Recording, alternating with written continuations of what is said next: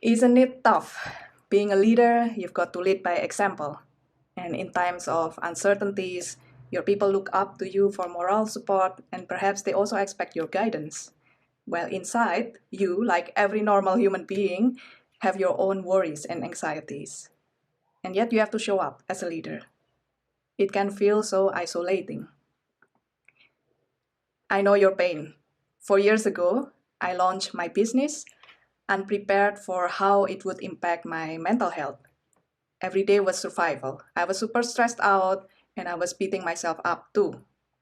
When things didn't work out, as some things are bound to happen, I thought I was a failure.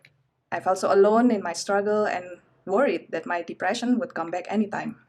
Today, I'm at peace with myself, I'm in control of my negative self talk, and I'm no longer afraid that depression would limit my business. And that's when my business really took off.